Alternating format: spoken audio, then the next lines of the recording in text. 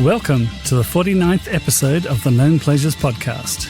This is the podcast where we discuss the post-punk and new wave movements of the late 70s and early 80s. In the description, you will see a link to a Spotify playlist made just for this episode. You will also see a link to our Facebook page, our Instagram page, our YouTube page, and our Twitter handle, if you're an ex-communicator. Now here's Patrick to introduce the subject of today's episode.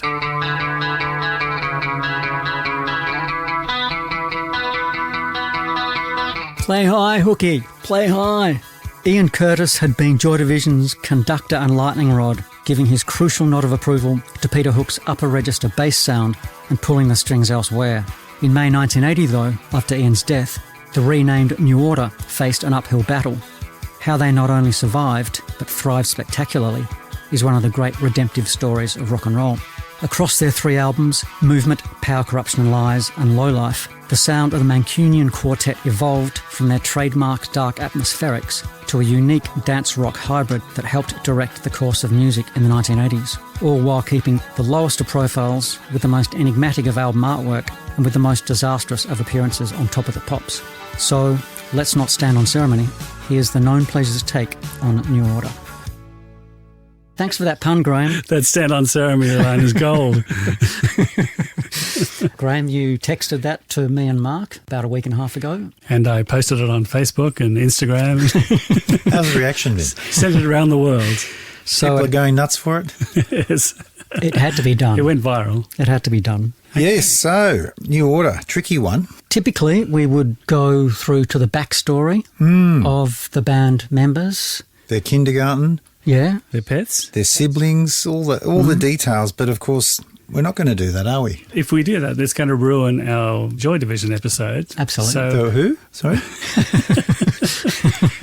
So you're telling me that these guys were in another band? They were in another band before, yes. Wow. Quite an influential and successful band. All right, well, I better go and find out about that. And we're not even going to mention them. We're going to move on. You've got some research to do, Mark. Oh, boy, but in the do I. meantime, yes, after Ian Curtis's death, the three remaining members reassembled and were trying to work out what the hell they were going to do. June 1980? Yeah, May/June 1980. So who's left? Peter Hook on bass. Steve Morris on drums. And Bernard Sumner? yes, Barney, sometimes known as Barney. Can we call him Barney for this podcast? I think so. Is that too familiar? Look, we'll see if we can get away with it. So, yeah, where are we, Paddy? well, they apparently just spent hours and hours and hours rehearsing, getting nowhere, and because they lost their conductor, as Hooky described it.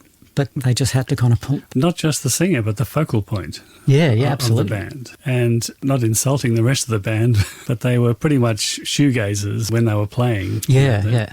There was nothing about them they weren't enigmatic characters. They weren't frontmen. They weren't frontmen, no. They may have decided not to continue. That's interesting as well. But Yeah. I wonder, why they did. Yeah, and none of the three remaining members wanted to be the singer. And on the early demos, you can hear just how reluctant they all were as they're mumbling into the microphone, each of them taking turns on vocals, and they all sound the same to me on those. I thought so as well. And I also think that whilst Ian was quite an emotive singer, he wasn't great technically, but he has a particular style and an emotive quality to his voice, which was hard to replicate. I didn't think Peter Hook or Barney were a million miles away from him eventually.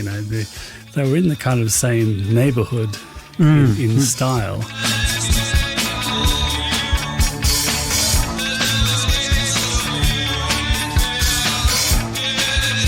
On the 19th and 20th of June, as in a month after Ian died, they did record a song with a new potential vocalist, a fella called Kevin Hewick, a song called Haystack, which is not a very Joy Division-ish song title. No, this is a country and western direction. Well, it's certainly not your average Salford, It's not very doomy. Stockport, Manchester kind of... Because haystacks are generally happy places, yeah. in my experience. I won't go into that. Yeah. I love a good haystack. We picked up her stilettos and we fell into the haystack. That's how uninterested they were in doing lead vocals themselves. In the midst of this, Love Will Tear Us Apart was released and the Closer album was released. So this is within, a couple of months of New Order being formed, if you like. Hooky said that when Closer came out, we didn't promote it at all, didn't even read the reviews. Why bother? They were trying to kind of move on. And they did play a gig 30th of July as a three-piece.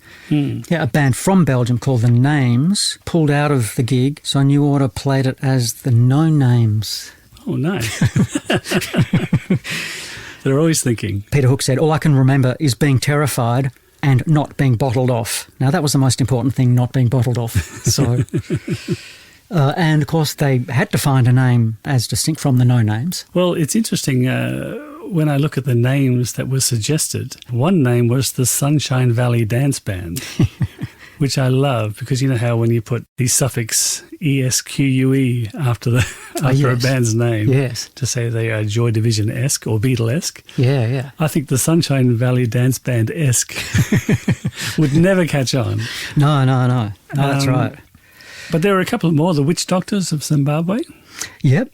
Which I think would have been pretty good. Yeah, I think Steve Morris and the manager, Rob Gretton, were keen on that. Stevie and the JDs. Yeah. Which I think was Tony Wilson's suggestion. Yep. I don't know whether you guys got any more, but I know that Rob Gretton suggested from a newspaper headline, the New Order of the Campuchian Front. Or Campuchian Rebels, maybe. So they shortened that and just call themselves the Campuchian Front.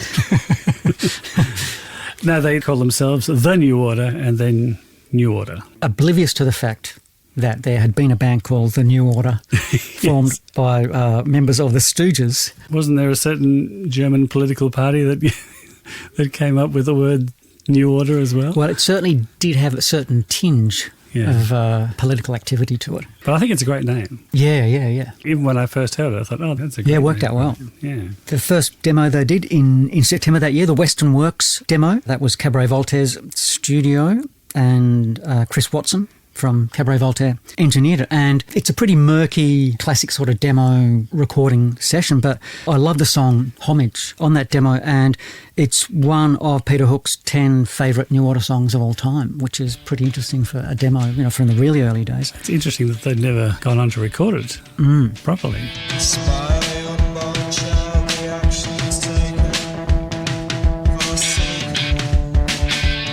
And I think the version they did of the song Truth, which ended up on the Movement album, is extremely chilling. I think it's got Steve on vocals, and I prefer it to the album version. And because the shadow of Ian was hanging over them so much, they're just a bunch of kids. It so happened that the music that they and Ian had played was extremely morose anyway.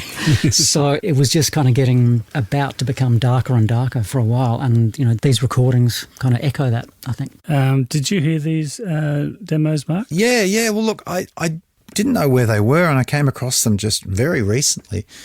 And it's really interesting hearing them all sharing the vocals and trying out who's going to sing these songs. Yeah. I mean, you can hear that some of the songs were written, or at least were formed in the Joy Division days, but you really get a sense of uncertainty within the band of who is going to sing. So everybody's trying out. I think on one of them, Rob Gretton, the manager, even has a go, which is pretty unusual.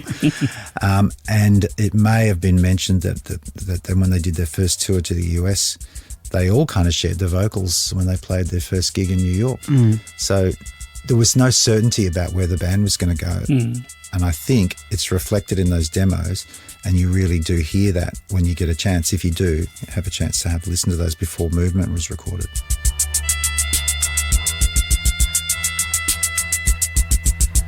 Had Gillian joined the band by this time, Gillian Gilbert? Yep, girlfriend of Steve. But she had some musical credentials apart from being his girlfriend. Yeah, she'd played, a few gigs with Joy Division, kind of standing in on guitar and keyboards. She had the pedigree.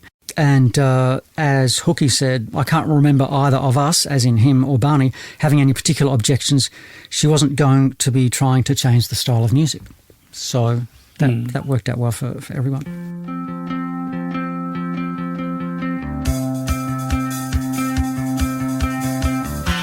They recorded Ceremony. Yeah. And what I like about this, and it's the same on the version that was released, the different guitar lines that Barney comes up with. Like he'll find a little guitar line on the lower strings.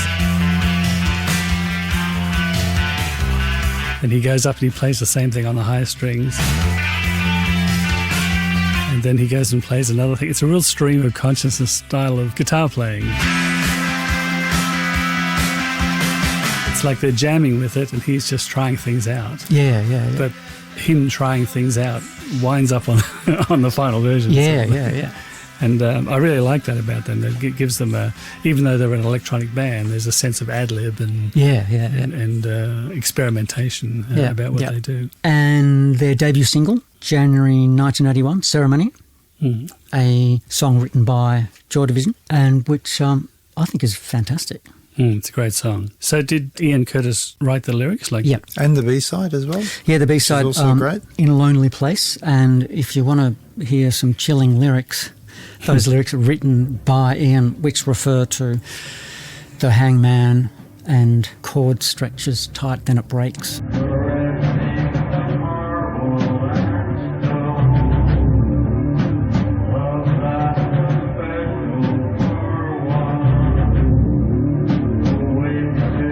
And there are demos on YouTube of Joy Division playing that song, and just extraordinary in terms of how raw they are. I think it's a fantastic recording. They recorded all three of the male members of the band recorded lead vocals on the Ceremony song, and they were going to have all three of them as the lead vocal. And then Barney said, "Oh, maybe I'll just do one more," and he wiped out all three of them. So Peter Hook tells the story, and they were left with just Barney's vocal. And according to Peter, that's how Barney became lead singer of New Order. And Martin Hannett was still involved at this point? Yeah. So they were still working with Martin and they were still considering Strawberry Studios. They certainly had used it as Joy Division. I think Closer might have been recorded somewhere else. Was that? It was in Britannia. In London, I think. I was going to talk about Strawberry Studios. I don't know whether you guys... Go for it. Is it a notable studio for some reason? Well, let me tell you. Here's a trivia question. What 1970s pop band started up Strawberry Studios? Rock Legends 10cc. Well, actually, there was a guy called Peter Tattersall who was the road manager for Billy J. Kramer and the Dakoters. Mark, you were a big fan of Billy J. Kramer and the Dakoters, weren't you? And they invited Eric Stewart, who is the lead guitarist of the Mindbenders. You're a fan of the Mindbenders? Yeah. I've got the full back catalogue, the Mindbenders back catalogue. That's right, yes. Basically, Eric Stewart then asked Graham Gouldman, who was a very successful songwriter, to come and be an investor, and then two other guys, Lol Cream and Kevin Godley, came on board, and they started up Strawberry Studios, which is in Stockport. I actually went there a few years ago. No longer a studio, but the building is still there and still got Strawberry Studios written outside it. Okay. I posted on Facebook, this is a couple of years back now, that both Love Will Keep Us Together and Love Will Tear Us Apart were recorded at Strawberry Studios, which is, for those people who don't know, Love Will Keep Us Together was made a hit by the Captain and Tennille eventually, not this version. The Captain was, of course, one of the most successful maritime pop stars of the 70s. But they chose Love Will Keep Us Together. I often wonder what the Captain and Tennille would have done with Love Will Tear Us Apart. That would have been awesome.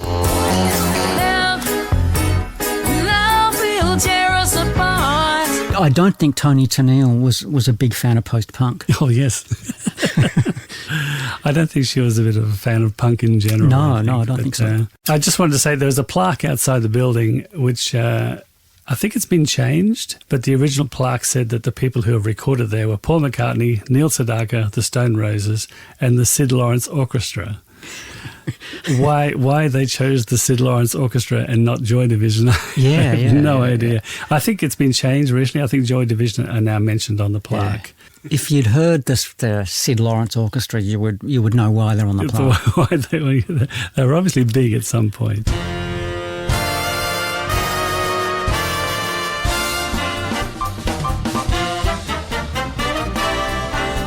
A wonderful studio, an historic studio. I think the Smiths have recorded there as well.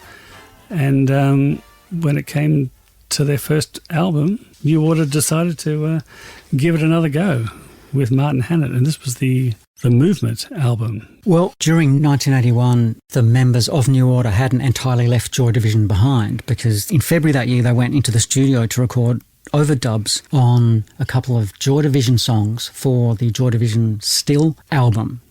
So just extraordinary to think of being in New Order and then going in and doing some Joy Division overdubs, obviously listening to Ian's vocals, then come back out and go back to being New Order again. So they recorded a whole bunch of songs, which became the Movement album, but a single preceded that in September 81, which was Procession and Everything's Gone Green.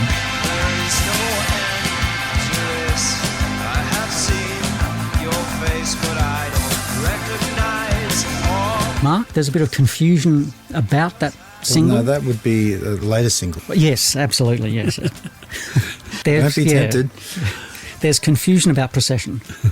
Yeah, I'm confused. I did buy it at the time, Everything's Gone Green, but I know it was the double A side from my memory, but I know it was released twice, so I'm a little bit confused about that. Yeah, it was released in September 81, got to number 38 on the charts, and it's extraordinary that Everything's Gone Green was kind of buried a little bit amid that confusion. And I mean, Peter Hook says of those early electronic days, and Everything's Gone Green is an incredible song in terms of bringing the electronics but really raw sequence sounds and sharp, bright, kind of echoey drums and the bass line. And Hooky had a certain amount of resistance to this electronic sound. He said, the other guys were busy reinventing pop. Me, I like pop just fine the way it was. When we interviewed Peter Hook, Mark, you told him that Everything's Gone Green was one of your favourite songs. It would be my favourite New Order song for sure, and I think it's a really influential, important song.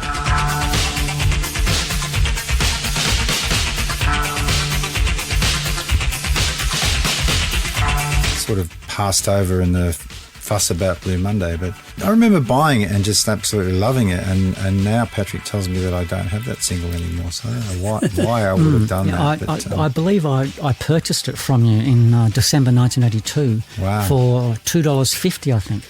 Jeez, wow, you let it go for $2.50? That's a bit like the Indians selling Manhattan for some glass beads. I don't know what I was thinking. If that's true, I really don't know what to say, because I do think that song's amazing. The sequencer is what makes it work. It's a real marriage of rudimentary disco stylings and punk, and it's as influential as the stuff that Killing Joke went on to do as well later. It's a real marriage that shouldn't work, but it's just an incredible song. And I think you could include that and Temptation as Ceremony, Everything's Gone Green and Temptation as the three things that really showed where New Order could go after Joy Division, or where they would go, I should say. Trying to change that a little bit. And it's also Everything's Gone Green is interesting. It's the last time they worked with Martin Hannett. I believe he walked out in the middle of the recordings and basically said, I'm not working with you guys anymore. It was quite weird, the sequence of events in terms of the release of the recording, that Everything's Gone Green comes out in September 81, and they record in the same session the Movement album, which sounds quite a lot like a Joy Division album. Having started to reinvent pop with a song like Everything's Gone Green, they put out this quite sort of muted, indistinct kind of darkly atmospheric album, which I think is fantastic. It is a little bit regressive compared to Everything's Gone Green. It actually has the Blue Monday melody in it. The vocal melody of Everything's Gone Green is exactly the same as the Blue Monday melody. Help me, somebody help me. I wonder where I am. How does it feel to treat me like you do? We're not on Blue Monday yet, but it's interesting how the song kind of crops up again in its nascent forms. It's almost like they're slowly introducing us to the song. Over a period of time.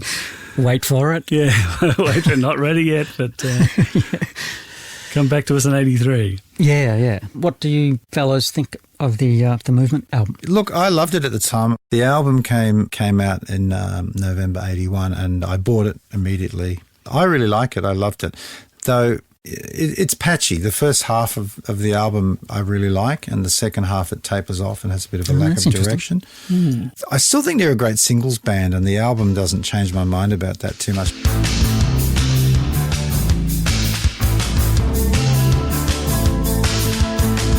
Interestingly for me, I didn't really listen to New Order at the time. I was a big fan of Joy Division. The first few singles just kind of went past me. I think I may have heard Ceremony at the time, but I just wasn't sort of paying attention to them. And when I listened to Movement for the first time a couple of months back, I felt like I discovered a whole new Joy Division album. Yeah. Because I found it quite exciting to...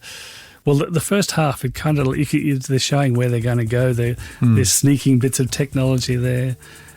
Truth has bits of drum machine and synth. Yeah, the first drum machine track, I think that was.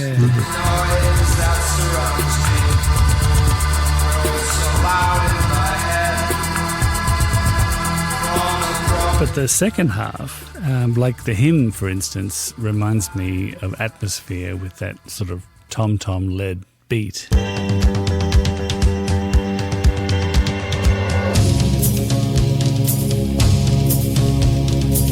And Doubts Even Here and Denial, shall we call them residual elements of Joy Division? Yeah, absolutely. Day begins, collapsing without warning.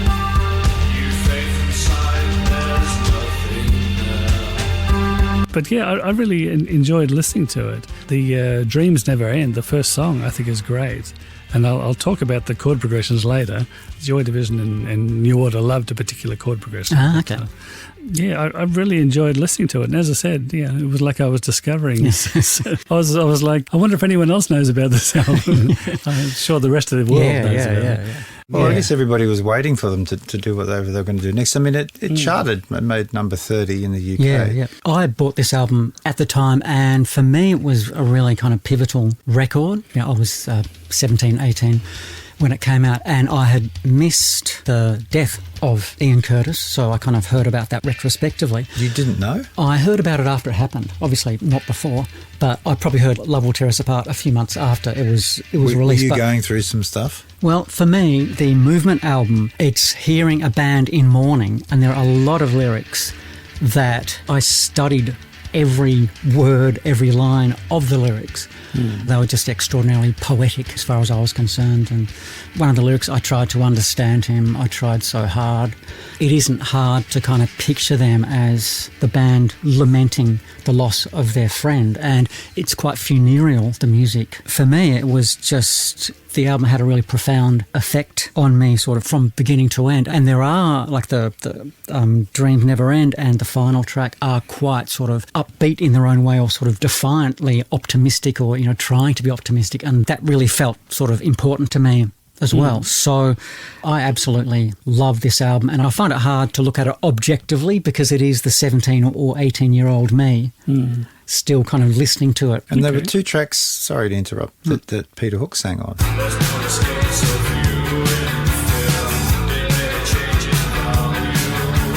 Interestingly, it was apparently an extremely fraught recording session with Martin Hannett, who had done such an extraordinary job with Joy Division. But according to Peter, Ian and Martin, Hannett had shone the brightest, but now one of them was dead and the other one hated us.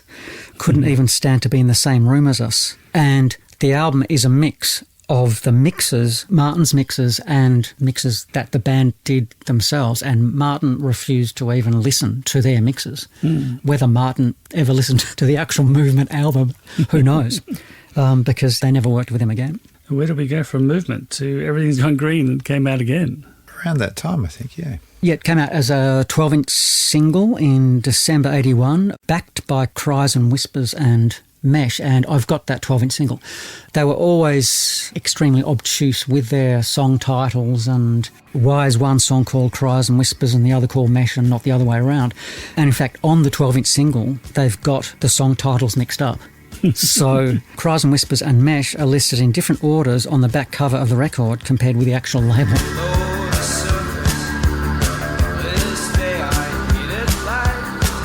So I don't know which song is Cries and Whispers and which is Mesh. You get to choose. Yeah, that's right. Then in March, April-ish, 1982, they did a John Peel session, which included a song called Turn the Heater On, which is New Order going dub.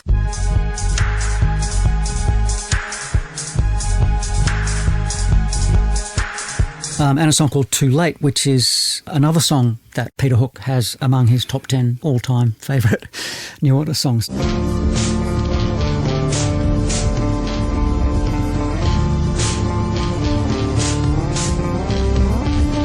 I didn't get to hear the Peel sessions. Were these good? Yeah, those songs are fantastic. Okay. I mean, they are classic demo-type sound. I think they're great. Nice. Should we talk about Temptation, the single?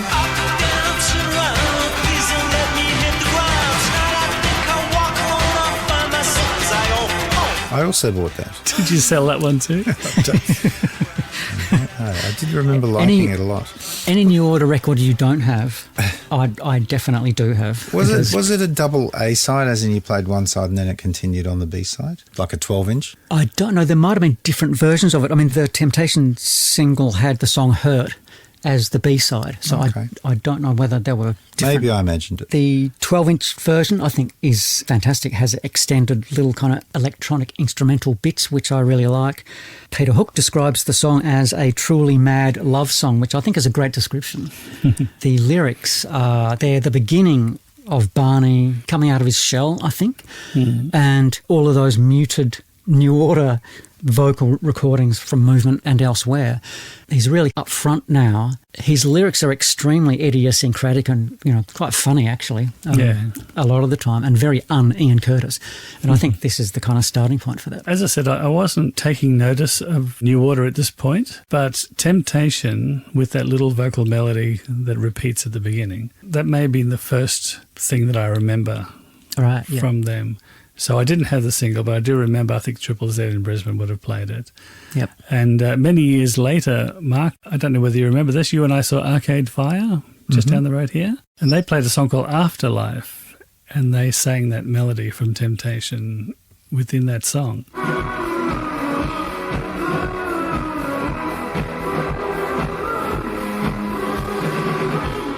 It must have been a bit of a hit or something in America, or that people seem to know about it. Maybe an underground type hit. Yeah. It got to number 29 in the UK, so it wasn't a huge hit. It's still quite guitar heavy, even though they're an electronic band essentially. Yeah. But I love it. I thought it was a great song. Mm-hmm. Will that take us to Blue Monday? When did that come out, Paddy?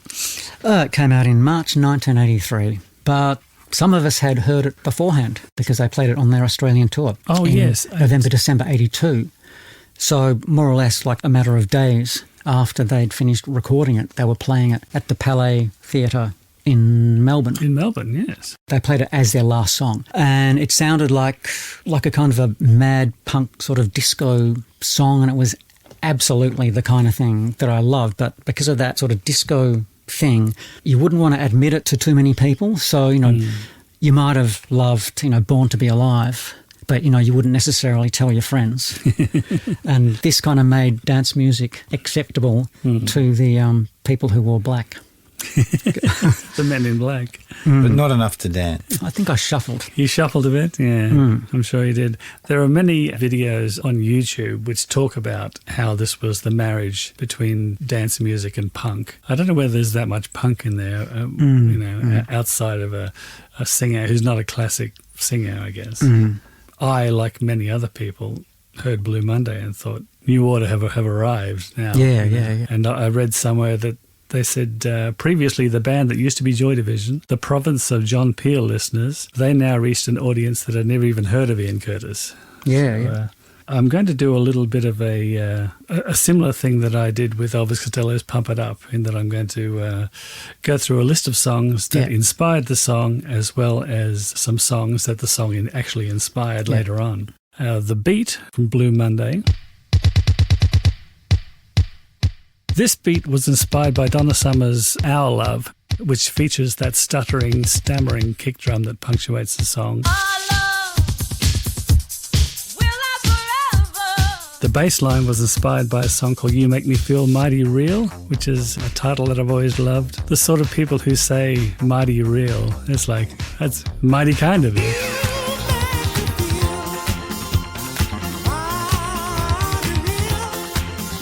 And you'll hear the octave notes, which is like Blue Monday.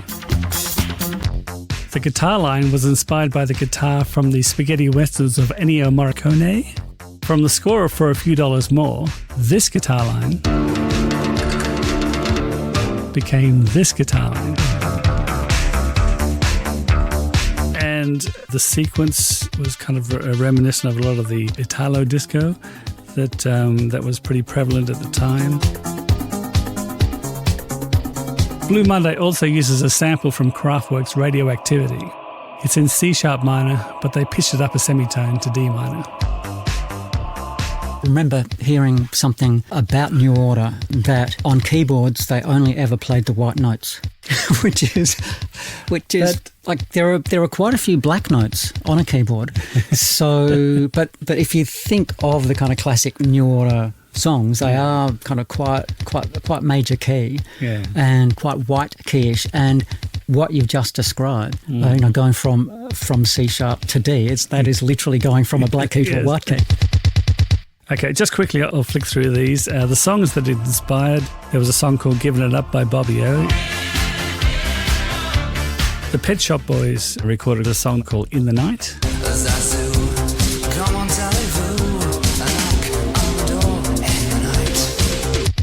Divine, do you remember Divine? Yeah. She recorded what could only be described as a blatant rip-off of Blue Monday.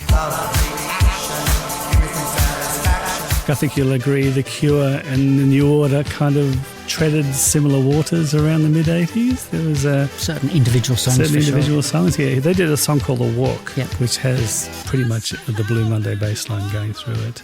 And stood outside your door. DJ mashed up Kylie's Can't Get It Out of My Head and Blue Monday, which became kind of a minor hit in the early 2000s. And Rihanna had a song called Shut Up and Drive. And I didn't really see the connection with Blue Monday until I saw that the chords were pretty much exactly the same and the bass line was just the same.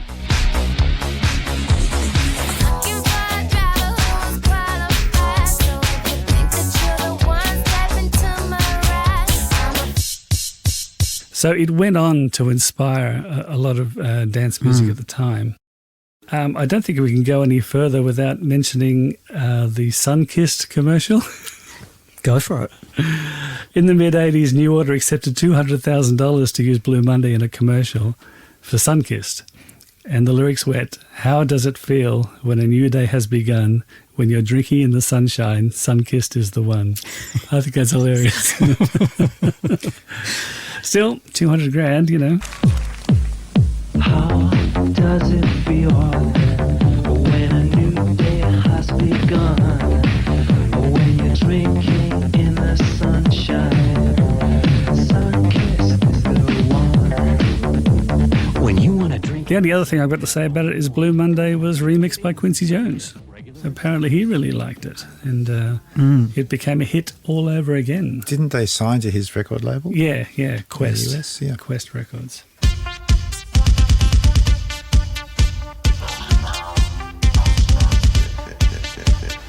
Mark, my recollection at the time is that you didn't like Blue Monday very much at all when it was released. You said it was a disco sellout, I think.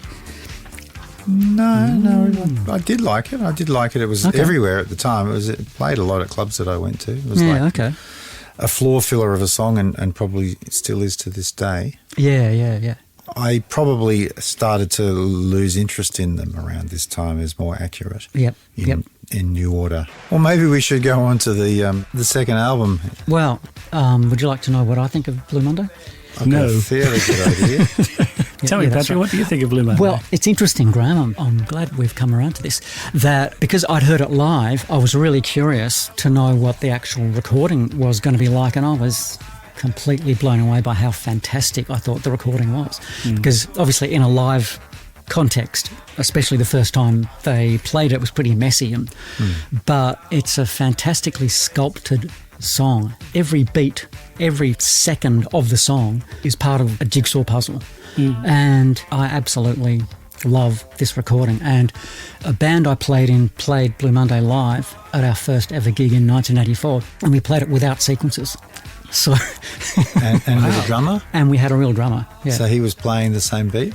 Yeah. Yeah, and Four kick Did drums. he have double kick drums? You would have had 3 or 4 kick drums to play that. yeah, and he was 16 years old, I think, our drummer at the time. Okay. One of our keyboard players was doing that manually. Wow. And it was quite bad. But anyway, so I love Blue Monday, and they probably lost quite a few fans around this time for the reasons that you're talking about. And they lost a certain number of fans when they appeared on Top of the Pops to promote Yes. the song, where they insisted on playing it live and played it quite badly.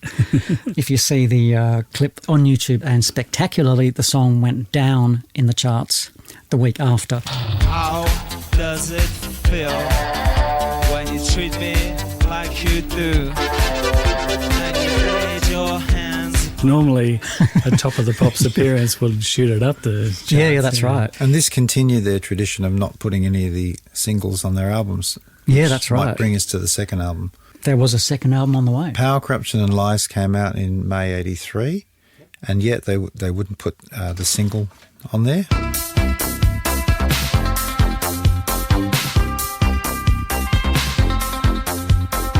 What did you make of Power, Corruption and Lies? It was produced by New Order, which I thought was interesting that they left Martin Hannett behind.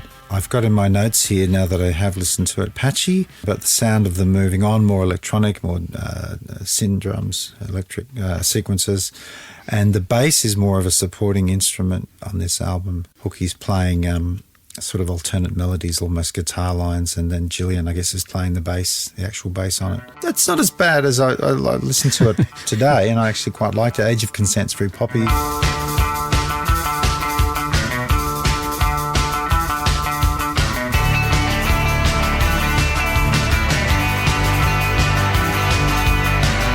Wheel stands very Joy Division. I liked 586 and Ultraviolence. But it's still, to me, it just lacks this sort of depth, or I don't know, there's just something missing in there. I can't quite put my finger on it for me. Paddy, how did you feel? I absolutely adore this album. Okay. And again, it kind of plays to my favourite type things. Electronic sound, it's eccentric and peculiar. The lyrics are, you're not the kind who needs to tell me about the birds and the bees. That's not an Ian Curtis lyric, So he's really coming to his own as a vocalist. Do you think he cares about lyrics? I get the feeling that he doesn't. That's I part think- of why I don't get into it. I feel yeah. it's just like, I'll just say anything here and it doesn't matter. It isn't just throwaway. It's kind of peculiar, and there's a kind of a knowing naivety to it. I think the lyrics are really unusual, and I think there is a purity to it because it is partly naively saying what he's thinking, but also being a little bit jokey in his own way. The very first song that New Order played at the Palais in November 1982 in Melbourne was Your Silent Face.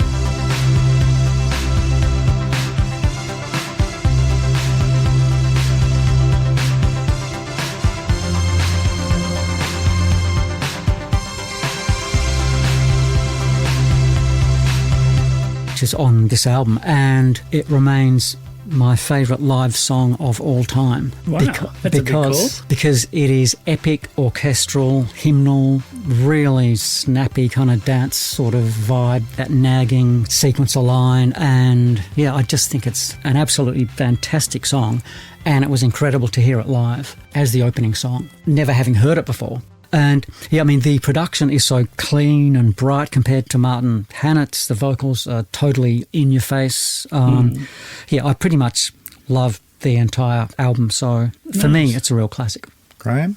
There's a particular chord progression which Age of Consent does. It goes from the 1 to the 4. So, for instance, if you're in the key of E, which is the 1 chord, the A chord is the 4 chord.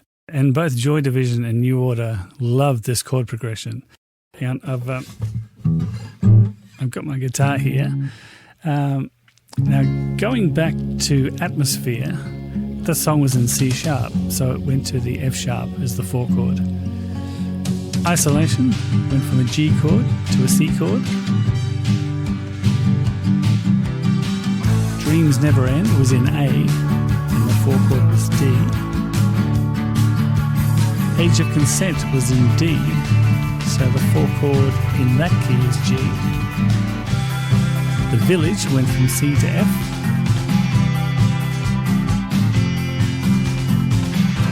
Temptation was also C to F.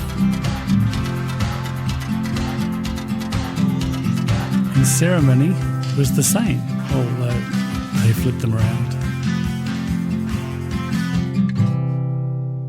It's kind of a testament to them because I don't think no one really listens to their music and think, oh, they're using the same chord progression all the time. So that's a testament to their inventiveness that it's not obvious to everyone. But it's still great. I loved Age of Consent. We All Stand, I think, is a real sophisticated arrangement. There's a hi-hat and percussion that kind of holds the song together. And there's just a kick and a rim shot every now and then. And there's really heavily chorus fretless bass. I thought that was really Joy Division. The Village has the synth bass with the real bass playing higher. He does that a few times. I think he did it in Ultraviolence as well, and I think it's really good that Hooky kept playing bass. Yeah. Because they were becoming an electronic band, and a lot of electronic bands in England obviously were playing the bass on the synth. Yeah. Because it sounded so good.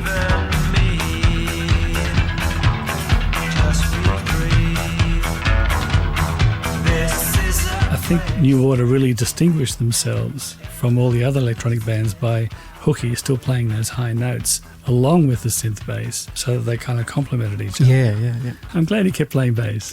It was a good thing. But yeah, I really like Power, Corruption and Lies too. However, I can't say the same about the next couple of singles, if you want to go into that. Interesting. Let there be no confusion.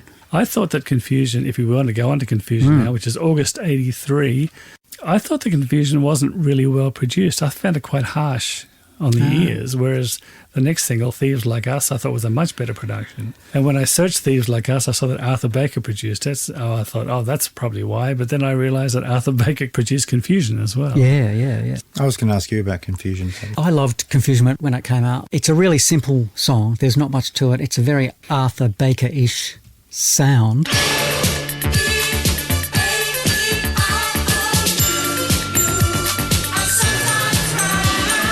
And so I love Confusion. Got to number 12 in the UK.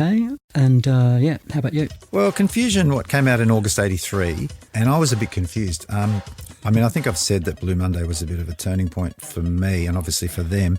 It was very electro. It was kind of had really left behind any kind of post-punk elements. I was losing my fandom a bit at this point, it's fair to say, yeah. I was such a massive Joy Division fan, and I loved everything New Order had done until about now. It was a big expectation to think that they were going to achieve great heights again, for a second time. You're absolutely right. How many bands, and I sat down and did a little short list of how many bands have lost their lead singer and gone on to equal or greater success. Oh, yeah.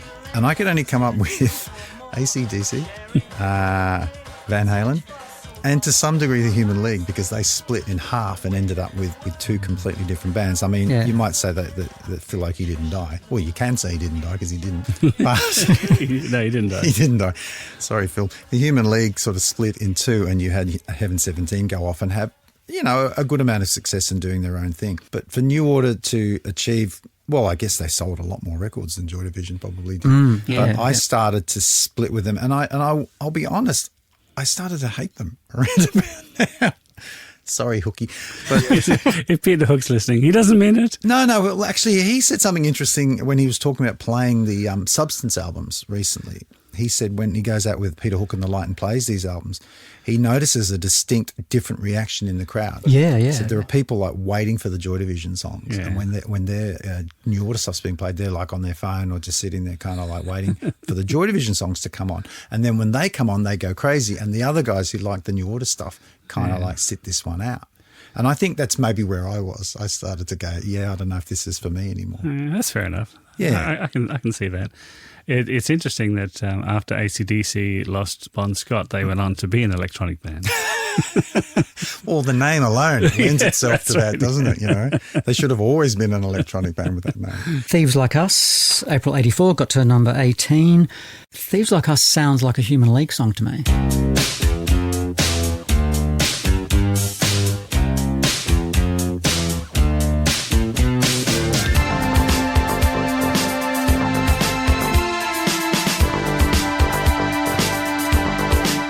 probably my least favourite of all the singles that we're going to be talking about because it did feel a bit imitative, which was a very un-New Order-ish quality. But you were saying about his lyrics, and this contains one of his greatest lines, which is, "Love is the air that supports the eagle." I mean, how can you not rate that as poetry? Well, I certainly would have submitted it as part of a university essay. Well, I could have used it in my Year 12 English exams, if only. Well, you were notorious, Mark, Yes. for such things, having purloined That's Entertainment And Ian Curtis. by the Jam. And Ian Curtis, So- yeah. Another one that wasn't on any album, this single. Yeah, that's right. Somewhat enigmatically, they released a single in May 1984, so a month after Thieves Like Us, Murder, which was only released in Belgium. Isn't that strange? Why would they have done that? They had big links with that area, partly courtesy of Ian's former girlfriend. Oh, okay. I really like the Murder single. It's quite kind of way out. It's a real B-side rather than a... I don't mind it, actually.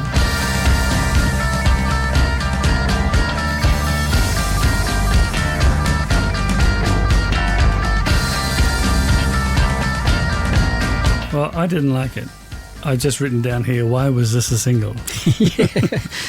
Yeah. I don't know why they released a single just in Belgium, and I didn't think it was that great a single. It was them being obtuse, and I think they liked the idea of doing something that was slightly abstract, and they had form with Joy Division, with the Atmosphere single, which I think had been a French-only import or something.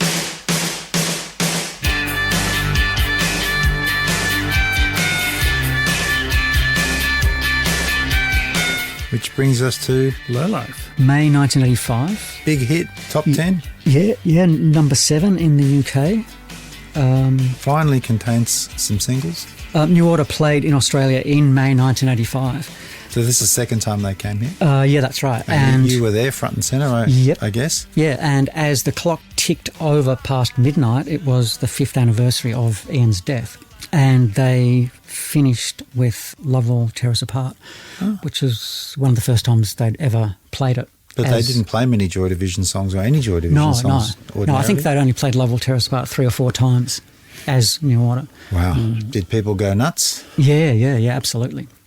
So the Low Life album, how do we feel about that? I thought that the first song, Love Vigilantes, is very strange. It's like a very American sort of thing. Very craftworky rhythms. Yeah. And the bass lines could be guitar riffs again. It's another one that kind of passed me by a little bit. I don't mind the 2 singles, The Perfect Kiss and Subculture. They're quite good.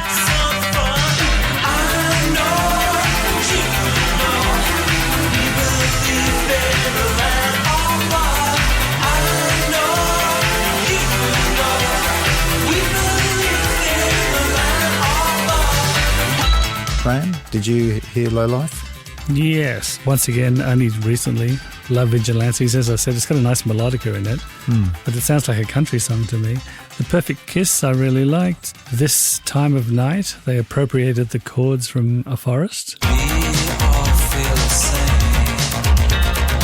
All pleasure, nothing to gain.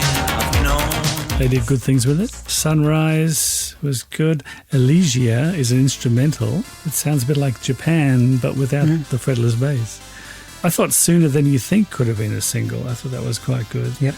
Subculture is actually my favourite New Order song. Oh, wow. It's the single version.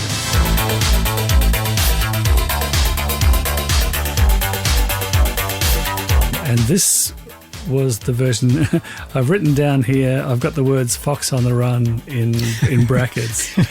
If you don't mind me using an old glam band as a reference One of the point. greats. Yeah. The Sweet released an album called Desolation Boulevard, and Fox on the Run appeared near the end of the album. It was quite an unremarkable version. And I think someone at the record company said, that's a good song, you should re-record it. And so they put all their, multiple vocal harmonies, and they had synths and all sorts of things on it. And the song became a big hit. And that's the way I see the subculture on this album, is it's like, you can see that it's a good song. What do I get out of this? I always try, I always miss. It's not until they add the female vocals and everything that it becomes a great song. You guys might disagree with that, but I thought the single version of Subculture was wonderful. One of these days you'll go back to your home. You never notice that you are alone. One of these days when you sit by yourself, you realize you can't shout without someone else. I hate it.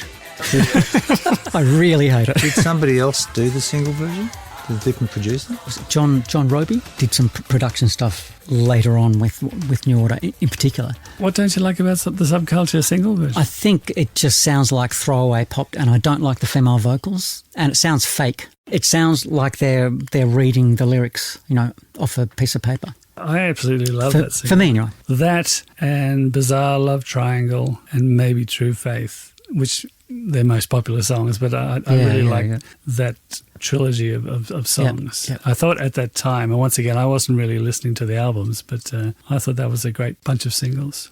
Yeah. What did you think of the album, Paddy? Well, I was a bit disappointed by it. This was the first cracks. Yeah. cracks are showing. It feels a little bit piecemeal to me, that it's got a jokey song, it's got some moody songs, and it sort of goes a little bit all over the place. And for me, they've started repeating themselves. So it just wasn't a particularly exciting album for me. So I really like the moodier songs. I like This Time of Night, Sunrise, and a couple of others. The Love Vigilantes song about a soldier returning from war is a funny song, but not a song you would need to hear more than 2 or 3 times. And for me, it kind of undermines the rest of the album. Then I looked into her hand and I saw the telegram. Said that I was a brave man, but that I was dead. Because after you've got a jokey kind of song to open the album, then the rest of the album, you kind of think, oh yeah, but There's that song. They're not really that serious. Yeah. So, for instance, if the Cure Faith album had Love Cats as the opening track, That would have been something. you'd listen all the way through the album, and towards the end you'd hear Robert singing, "There's nothing left but faith," but in the back of your head you'd be going do do do do do do do. And for me, Love Vigilantes on this album is a little bit like that. So where does this leave us, guys? Should we sum up New Order? I will, as I said, go on record as being a massive Joy Division fan from day one. And they really affected me deeply. And I was at that age where I just wanted to be, as I think I've said before, wanted to be in a band, either like the Stranglers, Joy Division magazine. They were my big 3. So when they fell apart and decided to reconvene as a new band with the name of New Order, I almost felt kind of betrayed. Like, how dare they? They shouldn't be allowed to go on, which is such a ridiculous fanboy thing to think. But so I was on board big time for those first singles. As I said, Everything That's Gone Green to me is an absolute landmark song. Yeah. First heard it, I could not believe it. I loved Movement. I thought that was great. And of course, people will say, oh, yeah, it's just a weak Joy Division album. But I don't think it is. I think it's got a lot going on. And Martin Hannett's production's fantastic. And I still think without Martin Hannett, there's no New Order and no Joy Division. I liked how Martin Hannett described them as one genius and 3 Man United fans. And you can take that how you want. I know you have to write the songs, but he gave them something that they didn't have themselves. Blue Monday, of course, is iconic. Put it on now, any dance floor. It's a filler. Fill the dance floor. Yeah, and so the subsequent albums, I guess I just sort of, we grew apart. I guess you might say that. We went on to different things. I still love them. I still went and saw them play live without Hooky, which is not New Order to me. And there's probably other fans who feel the same. I'm looking forward to seeing him play Substance albums, which is a mixture of the 2 bands' greatest hits in May this year, 2024.